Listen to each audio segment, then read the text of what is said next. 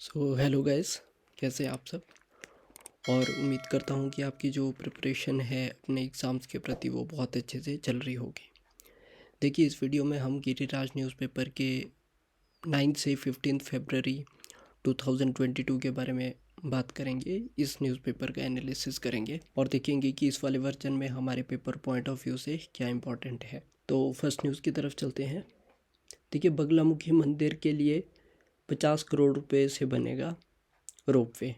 ठीक है, तो अब बगलामुखी मंदिर देख लेते हैं कि कहाँ है। ठीक है, मंडी जिले में माता बगलामुखी मंदिर के लिए बनने वाले 800 मीटर लंबे बगलामुखी रोपवे की आधारशिला रखी गई।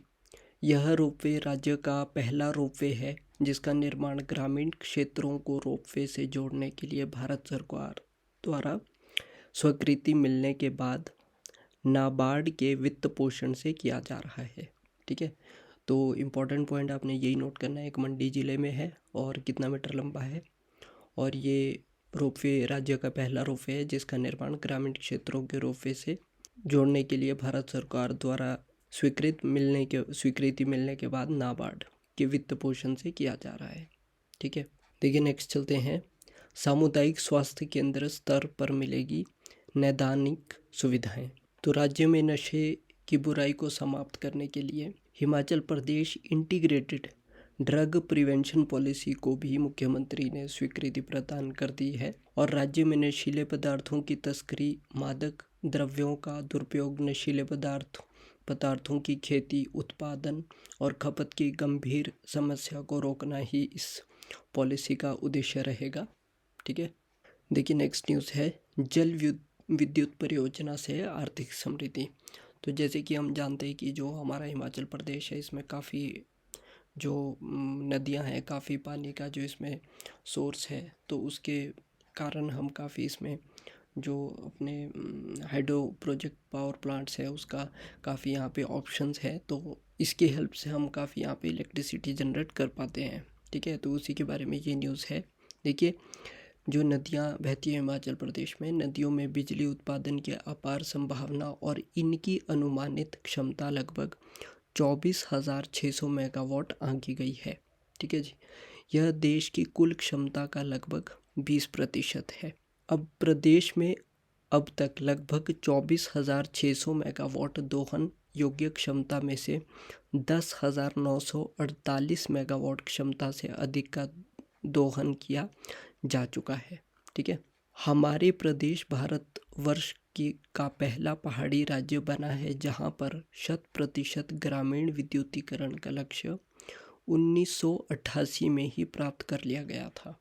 अब ये हाल ही में मंडी के पड्डल मैदान में प्रधानमंत्री नरेंद्र मोदी ने हटेश्वरी माता के समीप हिमाचल प्रदेश पावर कॉरपोरेशन द्वारा निर्मित 111 मेगावाट की सावड़ा गुड्डू जल विद्युत परियोजना का लोकार्पण किया है।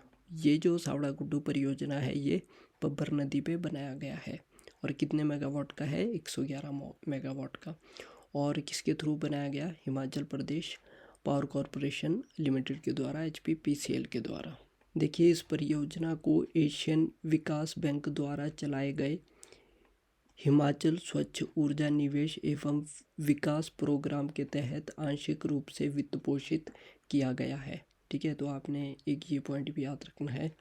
देखिए नेक्स्ट न्यूज़ है राधा कृष्ण आयुर्वेद महाविद्यालय में विश्व स्तरीय चिकित्सा सुविधाएं होंगी उपलब्ध। अब ये जो डॉक्टर राधा कृष्णन राजकीय चिकित्सा महाविद्यालय है, एक तो ये याद रखना है कि ये हमीरपुर में है।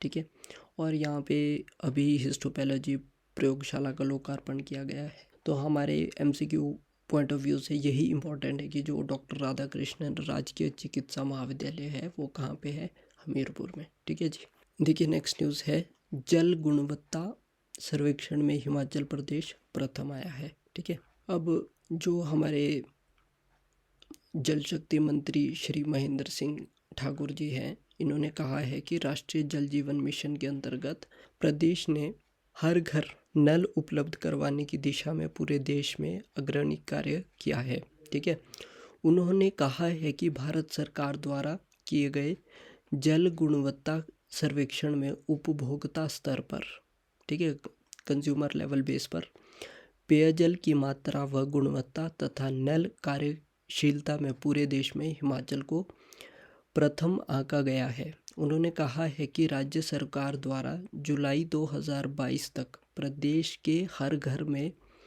नल से जल देने का लक्ष्य रखा गया है। ठीक है, तो ये आपने टारगेट डेट याद रखनी है कि जुलाई 2022 तक प्रदेश के हर घर में नल से जल देने का लक्ष्य रखा गया है, जबकि हर घर नल से जल उपलब्ध करवाने का राष्ट्रीय लक्ष्य जो नेशनल लक्ष्य है वो है 2024 तक का।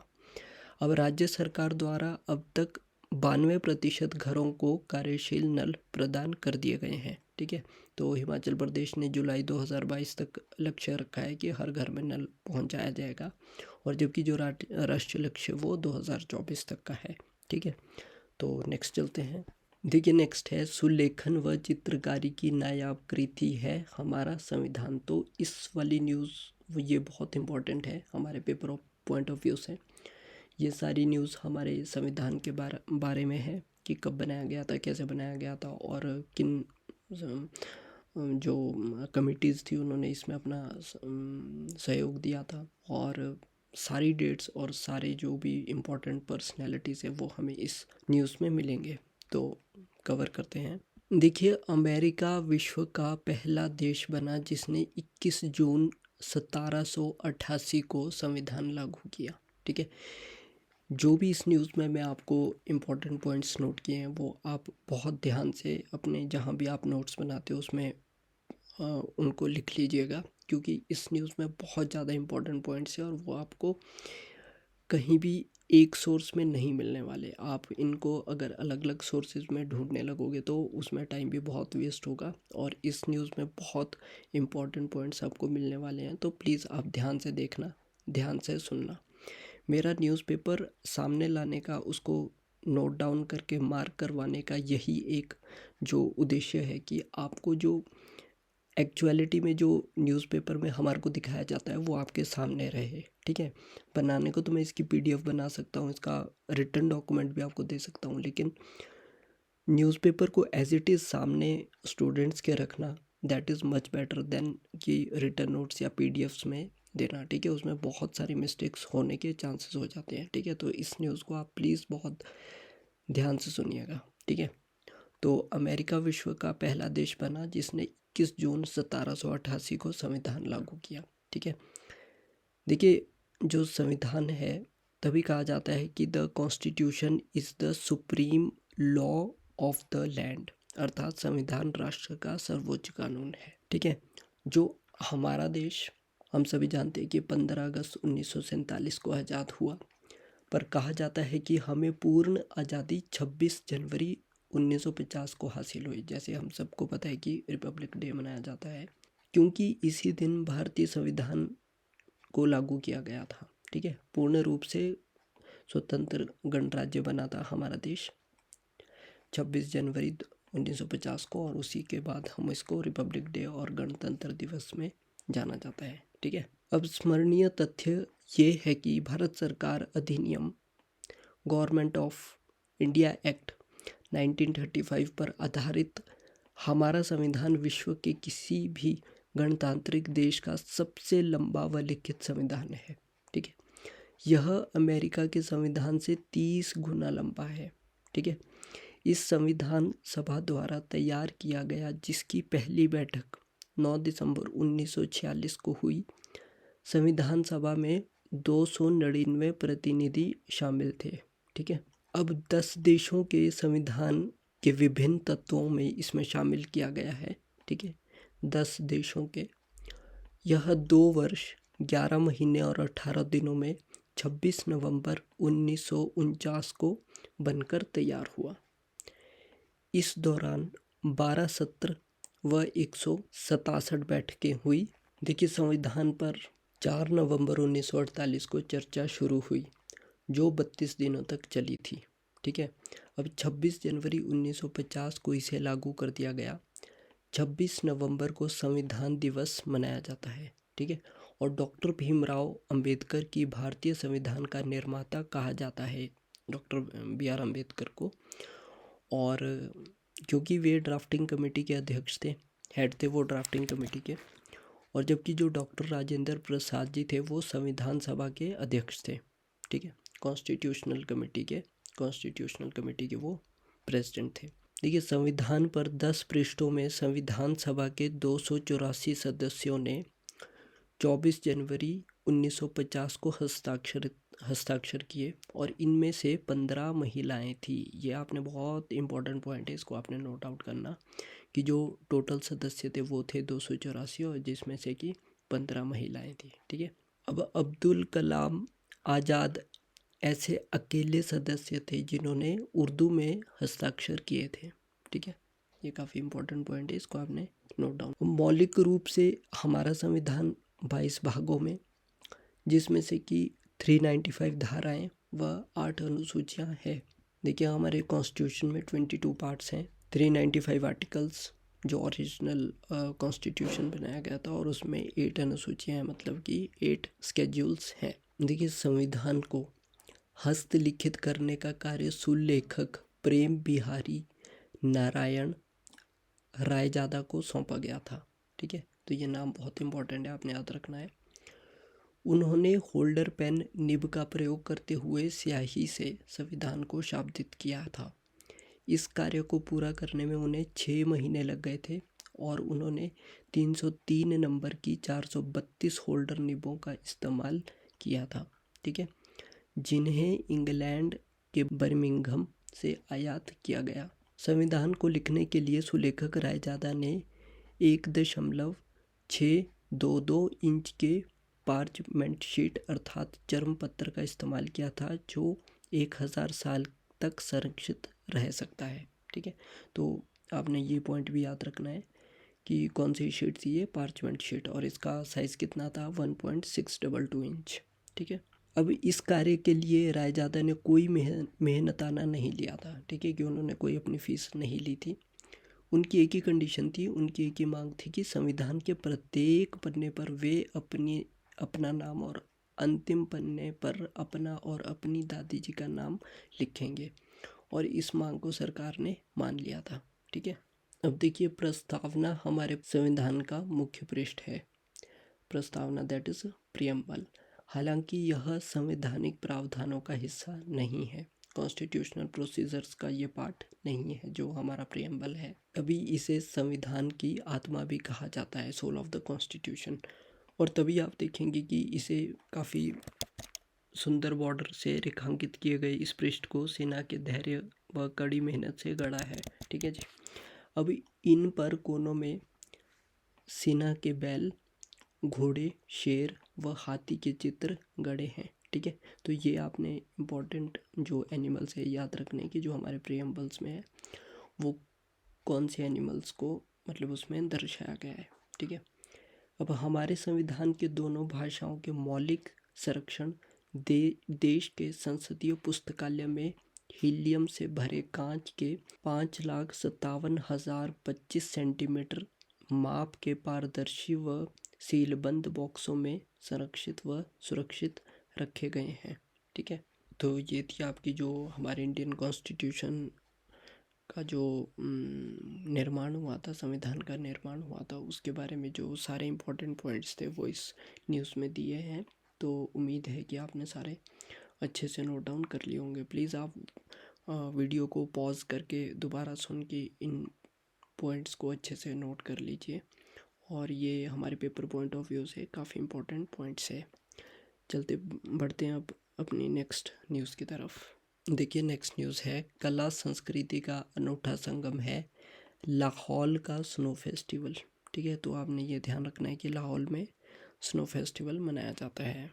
जैसे कि आपको पता ही है कि इस बार जो अटल टनल का जो उद्घाटन किया गया है, तो इस वजह से जो लाहौल स्पीति का एरिया है काफ़ी एक्सेसिबल हो चुका है, और एक्सेसिबल होने के नाते वहाँ पे अब जो काफ़ी जो त्यौहार मनाए गए हैं वो कनेक्टेड हो गए हैं, जो हमारे विश्व के काफ़ी एरिया से टूट जाता था संपर्क लाहौल स्पीति का, 5-5, 6-6 महीने तक वो बिल्कुल कट ऑफ हो जाता था। तो अटल टनल के बनने से काफ़ी ज़्यादा मतलब इस चीज़ में रियायत मिली है कि हमारे को लाहौल स्पीति जैसे एरिया से कनेक्शन बनाने में सुविधा मिली है, ठीक है। तो इसी को देखते हुए लगातार 75 दिन तक चलने वाला यह उत्सव जो स्नो फेस्टिवल है अपने आप में लाहौल व लाहौल प्रेमियों के लिए सबसे बड़ा तोहफा रहा है। देखिए, लाहौल व एवं स्पीति को भौगोलिक दृष्टि के अनुसार विभिन्न घाटियों में बांटा गया है। तो ये घाटियाँ आपने ज़्यादा अच्छे से पढ़नी है, अच्छे से नोट डाउन करनी है, ठीक है। जिसमें से कि पट्टन घाटी, रांगलो घाटी, मियाड घाटी, तोद घाटी, तीनन घाटी, गाहर घाटी, चंद्र घाटी व स्पीति घाटी मुख्य रूप से दर्शन व आकर्षण के केंद्र है, ठीक है। तो लाहौल स्पीति की ये घाटियाँ आपने नोट डाउन कर लेनी है। अब साथ ही साथ यहाँ पे कुछ त्यौहार भी मनाए जाते हैं, ये भी आपने काफ़ी मतलब अच्छे से नोट डाउन कर लेने हैं। जिसमें से कि फागली है, हालडा है, लोसर है जो कि न्यू ईयर के उपलक्ष्य में मनाया जाता है, कुन्नस है, जुकारू, गोची, पूना और लामोही जैसे महत्वपूर्ण त्यौहार लाहौल में मनाए जाते हैं, ठीक है। अब जो हालडा उत्सव है उसको लाहौल घाटी में दिवाली उत्सव के रूप में मनाया जाता है, ठीक है। तो आपने याद रखना है, जो हालडा उत्सव है, ये वाला जो उत्सव है, हालडा उत्सव को लाहौल घाटी में दिवाली उत्सव के रूप में मनाया जाता है। अब एक इम्पॉर्टेंट एमसीक्यू का पॉइंट ये भी है, देखिए लाहौल स्पीति जिले का शिशु लिंगानुपात पूरे भारतवर्ष के जिलों में सबसे ज़्यादा है, ठीक है, जो हम सभी के लिए गर्व की बात है, ठीक है। तो आपने याद रखना है, जो लाहौल स्पीति का शिशु लिंगानुपात है वो पूरे भारतवर्ष के जिलों में सबसे ज़्यादा पाया गया है, ठीक है। देखिए नेक्स्ट न्यूज़ है, राज्य में शहद उत्पादन की अत्यधिक क्षमता। ये राज्यपाल ने कहा है कि हमारे जो हिमाचल प्रदेश राज्य है इसमें शहद उत्पादन की काफ़ी अत्यधिक क्षमता वाला प्रदेश हमारा हिमाचल प्रदेश माना जाता है। देखिए, कांगड़ा जिला के नगरोटा बगवा स्थित मधुमक्खी अनुसंधान केंद्र का राज्यपाल राजेंद्र आलेकर जी ने दौरा किया है। और मधुमक्खी अनुसंधान केंद्र जो नगरोटा बगवा की स्थापना वर्ष 1936 में डॉक्टर सरदार सिंह के नेतृत्व में की गई है। तो ये काफ़ी इम्पोर्टेंट पॉइंट है। जो नगरोटा बगवा में मधुमक्खी अनुसंधान केंद्र है उसकी जो स्थापना थी वो 1936 में डॉक्टर सरदार सिंह ने कर दी थी, ठीक है। देखिए, भारत में वर्ष 1960 में एपिस मेलिफेरा को उत्पादित करने में सफलता मिली और इस अनुसंधान केंद्र में 1964 में इसे सफलतापूर्वक शुरू किया गया, ठीक है। तो ये जो एपिस मेलिफेरा है ये एक हनी बी की वैरायटी है और एक स्पीश है, इसको मतलब एपिस मेलिफेरा का नाम दिया गया था, ठीक है। देखिए, जो इंडिया है वो जो हनी का उत्पादन करने में विश्व में 8वें स्थान पर है। तो रैंकिंग में जो इंडिया है वो हनी का प्रोडक्शन करने में 8th पोजीशन पर है, 8th रैंक है, ठीक है। तो ये एमसीक्यू का एक पॉइंट था।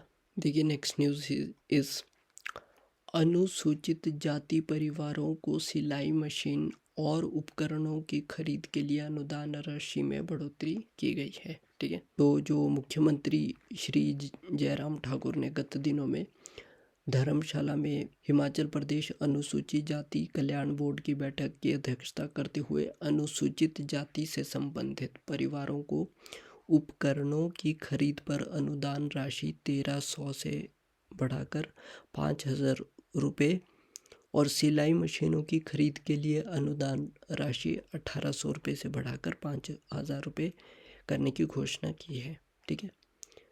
अब ये जो याद रखने वाली बात है कि पहले कितनी थी, जो उपकरणों के खरीद पर हमारे को जो गवर्नमेंट की तरफ से अनुदान राशि मिलती थी वो 1300 थी और अब हो गई है 5000, ठीक है। और जो सिलाई मशीनों के लिए थी वो पहले 1800 रुपये थी, ठीक है, और वो अब बढ़ा के 5000 रुपये कर दी गई है। तो सरकार का मानना है कि इन समुदायों के लोगों को सुविधा प्रदान की जा सके और उन्होंने संविधान निर्माता के सम्मान में, ठीक है, जो संविधान निर्माता हमारे डॉक्टर BR अम्बेडकर हैं, इनके सम्मान में प्रत्येक जिला में एक पुस्तकालय का नाम डॉक्टर भीमराव अंबेडकर पुस्तकालय करने की भी घोषणा की है। देखिए, प्रदेश सरकार द्वारा राज्य के प्रत्येक विधानसभा क्षेत्र में अंबेडकर भवनों का निर्माण किया जा रहा है और अभी तक 51 51 भवन निर्मित हो चुके हैं और शेष का निर्माण कार्य विभिन्न स्तरों पर पूर्ण किया जा रहा है। देखिए, मुख्यमंत्री ने ये भी कहा कि प्रदेश सरकार ने हाल ही में विभिन्न कल्याणकारी योजनाओं का लाभ उठाने के लिए निर्धारित वार्षिक आय की सीमा 35,000 से बढ़ाकर 50,000 रुपये कर दी है। ठीक है, तो ये हमारी न्यूज़ थी रिगार्डिंग द अनुसूचित जाति परिवारों को सिलाई मशीन और जो उपकरण है उसमें जो अनुदान राशि है वो सरकार ने बढ़ाई है। ठीक है, तो देखिए, इस गिरिराज 9 से 15 फरवरी 2022 के गिरिराज न्यूज़पेपर में हमारे पेपर पॉइंट ऑफ व्यू के लिए इतना ही इम्पोर्टेंट था। और होप सो देखिए, जो वो कॉन्स्टिट्यूशन वाली न्यूज़ है उसको आप बहुत अच्छे से नोट डाउन कर लीजिएगा।